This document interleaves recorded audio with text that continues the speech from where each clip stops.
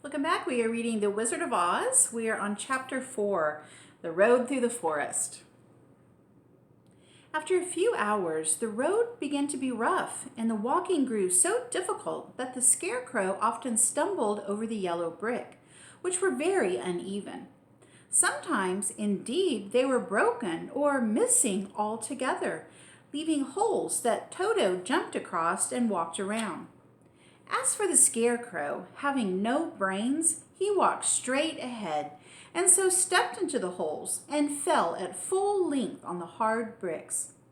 It never hurt him, however, and Dorothy would pick him up and set him upon his feet again, while he joined her in laughing merrily at his own mishap. The farms were not nearly so well cared for here as they were further back. There were fewer houses and fewer fruit trees, and the farther they went, the more dismal and lonesome the country became. At noon, they sat down by the roadside near a little brook, and Dorothy opened her basket and got out some bread.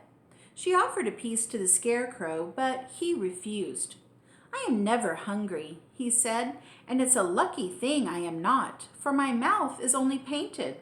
And if I should cut a hole in it so I could eat, the straw I am stuffed with would come out, and that would spoil the shape of my head." Dorothy saw at once that this was true, so she only nodded and went on eating her bread. "Tell me something about yourself and the country you come from," said the Scarecrow, when she had finished her dinner. So she told him all about Kansas and how gray everything was there, and how the cyclone had carried her to this queer land of Oz. The Scarecrow listened carefully and said, "I cannot understand why you should wish to leave this beautiful country and go back to the dry, gray place you call Kansas." "That is because you have no brains," answered the girl. "No matter how dreary and gray our homes are, we people of flesh and blood would rather live there than in any other country, be it ever so beautiful. There is no place like home." The Scarecrow sighed. "Of course I cannot understand it," he said. "If your heads were stuffed with straw, like mine, you would probably all live in the beautiful places, and then Kansas would have no people at all. It is fortunate for Kansas that you have brains." "Won't you tell me a story while we're resting?" asked the child. The Scarecrow looked at her reproachfully and answered, "My life has been ever so short that I really know nothing whatever. I was only made day before yesterday. What happened in the world before that time is all unknown to me. Luckily, when the farmer made my head, one of the first things he did was to paint my ears so that I heard what was going on. There was another munchkin with him, and the first thing I heard was the farmer saying, 'How do you like those ears?' 'They aren't straight,' answered the other. 'Never mind,' said the farmer. 'They are ears just the same,' which was true enough. 'Now I'll make the eyes,' said the farmer. So he painted my right eye, and as soon as it was finished, I found myself looking at him and at everything around me with a great deal of curiosity, for this was my first glimpse of the world." "That's a rather pretty eye," remarked the munchkin, who was watching the farmer. "Blue paint is just the color for eyes." "I think I'll make the other a little bigger," said the farmer. And when the second eye was done, I could see much better than before. Then he made my nose and my mouth, but I did not speak because at that time I didn't know what a mouth was for. I had the fun of watching them make my body and my arms and legs, and when they fastened on my head at last, I felt very proud, for I thought I was just as good a man as anyone. "This fellow will scare the crows fast enough," said the farmer. "He looks just like a man." "Why, he is a man," said the other, and I quite agreed with him.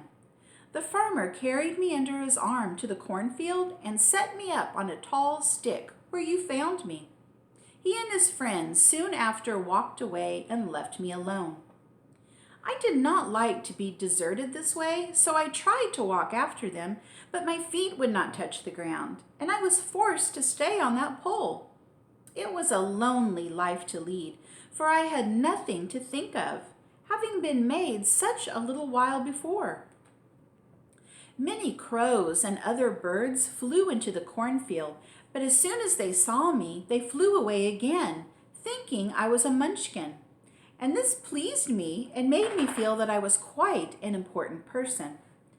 By and by, an old crow flew near me, and after looking at me carefully, he perched upon my shoulder and said, "I wonder if that farmer thought to fool me in this clumsy manner.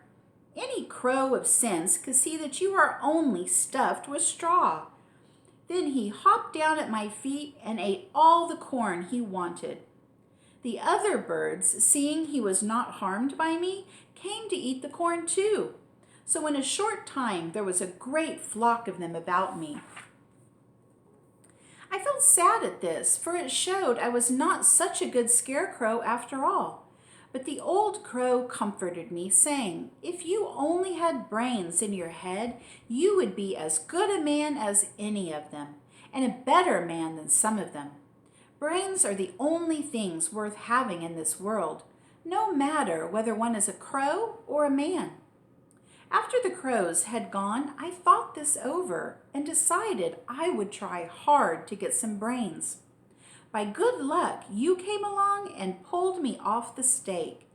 And from what you say, I am sure the great Oz will give me brains as soon as we get to the Emerald City.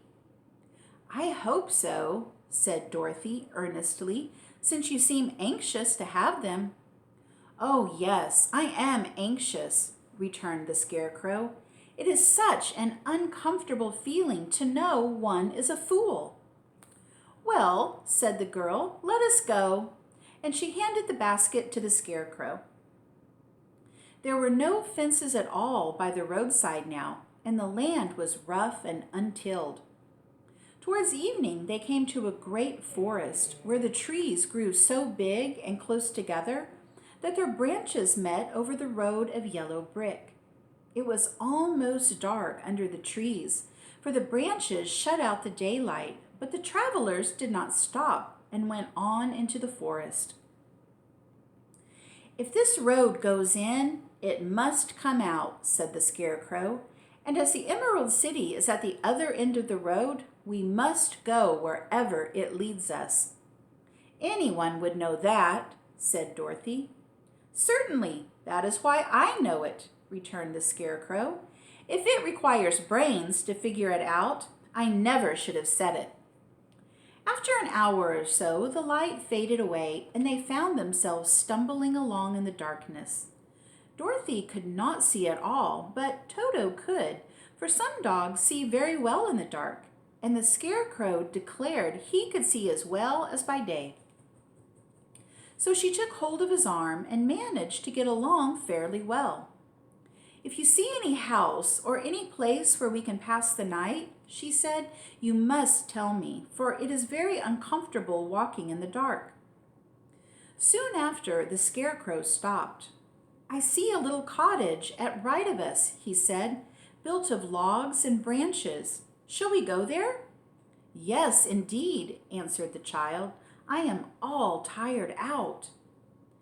So the Scarecrow led her through the trees until they reached the cottage, and Dorothy entered and found a bed of dried leaves in one corner.